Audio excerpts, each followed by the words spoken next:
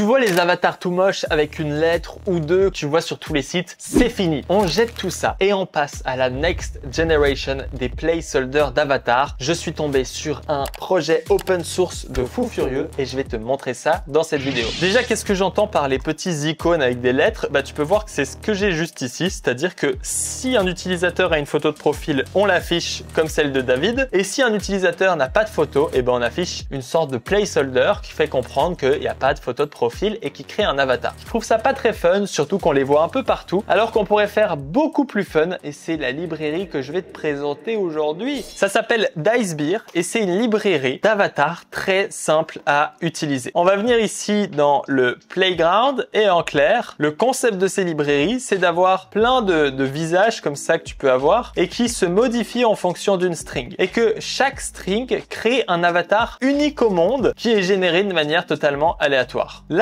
il y a pas mal de styles. Donc, je vais te montrer un peu, par exemple, si on prend le style des Adventure Neutral. En fait, ici, il y a une HTTP API où ici, je vais pouvoir appeler API.dicebeer avec la différente commande que tu peux voir juste ici. Et quand j'appelle ça, eh ben, je me retrouve avec un SVG. Ce qui est intéressant, c'est que je vais pouvoir lui passer une sorte de seed en mettant ici point d'interrogation seed, par exemple, égale Melvin. Et là, tu vois, je peux refresh autant de fois que je veux, j'aurai toujours le même avatar. Parce que pour chaque seed, pour chaque string, comme tu peux le voir ici, on aura toujours le même résultat. Par exemple, si ici je mets 1, ce sera ça. Puis si je mets 2, ce sera lui. Puis si je mets 3, ce sera lui. Et tu vois que chaque seed crée un avatar unique. Et ben, tu vas pouvoir utiliser ces avatars pour tes photos de profil. Il y en a vraiment pas mal comme ceux-là, des trucs avec des grandes oreilles, des robots, des crocodiles. Ça rajoute tout un petit aspect cool. Et par exemple, nous, on va prendre celui-là, le Notorious Neutral. Pour l'intégrer, eh ben, on va venir utiliser leur string qui est juste ici. On va venir dans notre application. Et là, dans notre application, tu vois que j'utilise un composant avatar qui utilise un avatar fallback. L'avatar fallback, c'est la petite lettre que tu vois ici. Et ensuite, s'il y a une image, eh ben, j'affiche avatar image, qui est le cas des 3 utilisateurs juste ici. Et ben là, à la place de faire ça, je vais pouvoir sélectionner tout ça et créer un composant const user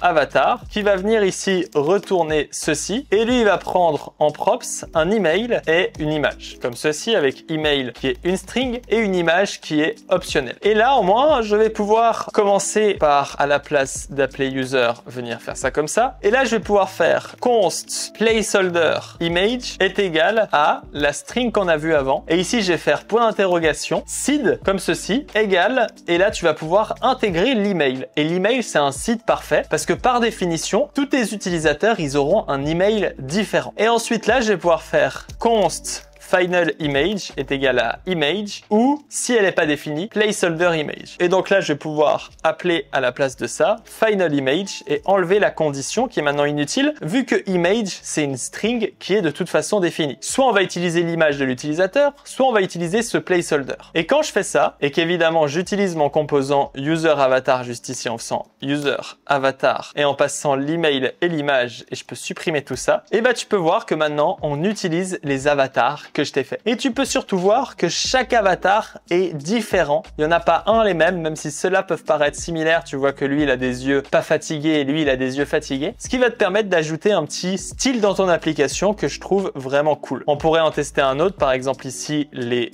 bots ou les bots neutrales. Donc là, tu peux juste copier leur string. Tu remplaces tout ceci par la nouvelle string dans ton application. Et là, automatiquement, tu vois qu'on se retrouve avec plein d'avatars qui seront uniques pour chaque utilisateur. Je trouve cette lib franchement cool pour tes applications. Ça permet de rajouter un petit peu d'amour, ça permet de rajouter un peu de personnalité au lieu d'avoir des vieilles lettres. Je te mettrai le lien dans la description. Si t'as kiffé, partage-la à tous tes potes. Mets ton meilleur commentaire en disant I love the red robot. Hey, quand même. On se retrouve pour une prochaine vidéo. À très bientôt. Ciao, ciao.